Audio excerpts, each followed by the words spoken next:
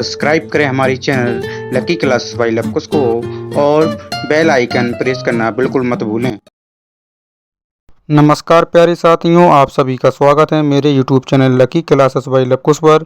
मैं लवकुश कुशवाहा आज आपके लिए लेकर आया हूं 19 अगस्त का current affair most important question के साथ, जो आपके आने वाली सभी प्रतियोगी परीक्षाओं के लिए महत्वपूर्ण, इसलिए वीडियो को पूरा ज़रूर देखें।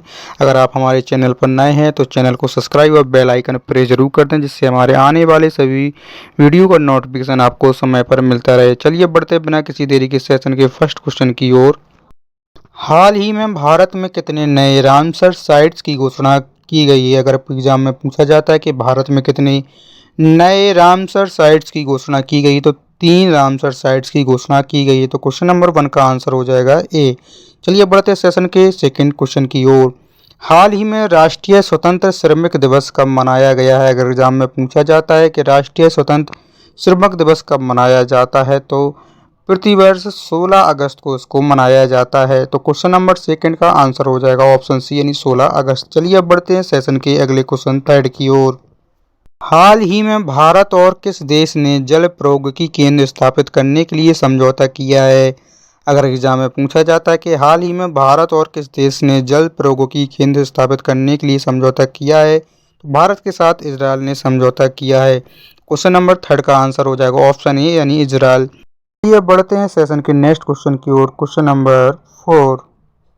हाल ही में पैतोंग टार सिनबात्रा किस देश की प्रधानमंत्री नियुक्त की गई हैं? तो क्वेश्चन नंबर 6 इसका आंसर हो जाएगा। क्वेश्चन नंबर 4 का आंसर हो जाएगा थाईलैंड।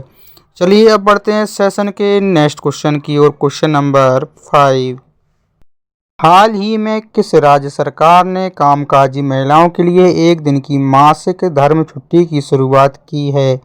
अगर एग्जाम में पूछा जाता है किस राज्य ने कामकाजी महिलाओं के लिए 1 दिन की मासिक धर्म छुट्टी की शुरुआत की है, तो उड़ीसा सरकार ने इसकी शुरुआत की है। तो क्वेश्चन नंबर 5 का आंसर हो जाएगा उड़ीसा। चलिए बढ़ते हैं सेशन के नेक्स्ट क्वेश्चन 6 की ओर। हाल ही में कौन यस बैंक में रिटेल हेड के रूप में शामिल हुए हैं? अगर एग्जाम में पूछा जाता है कि कौन यस बैंक में रिटेल हेड के रूप में शामिल हुए हैं, तो सुमित वाली यानी कि हेड के रूप में शामिल हुए हैं। तो क्वेश्चन नंबर 6 का आंसर हो जाएगा ऑप्शन डी, यानी सुमित वाली। चलिए अब बढ़ते हैं सेशन के नेक्स्ट क्वेश्चन 7 की ओर। हाल ही में उत्तर भारत की सबसे बड़ी फ्लोटिंग सौर परियोजना कहाँ शुरू हुई है? अगर एग्जाम में पूछा जाता है उत्तर भारत की सबसे बड़ी फ्लोटिंग सौर परियोजना कहाँ शुरू हुई है, तो ओमकारेश्वर में इसकी शुरुआत हुई है।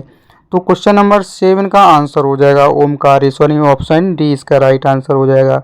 चलिए अब बढ़ते हैं सेशन के नेक्स्ट क्वेश्चन 8 की ओर। हाल ही में भारत और किस देश ने समुद्री सहयोग बढ़ाने के तरीकों पर चर्चा की है?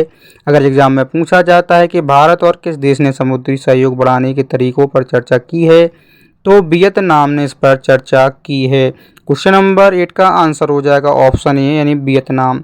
चलिए अब बढ़ते हैं सेशन के नेक्स्ट क्वेश्चन 9 की ओर। हाल ही में किसने किसान से संवाद के लिए किसान की बात रेडियो कार्यक्रम लॉन्च किया है? अगर एग्जाम में पूछा जाता है किसके द्वारा किसान से संवाद के लिए किसान की बात रेडियो कार्यक्रम लॉन्च किया है, तो शिवराज सिंह चौहान ने इसको लॉन्च किया है। तो क्वेश्चन नंबर 9 का आंसर हो जाएगा ऑप्शन सी, यानी शिवराज सिंह चौहान।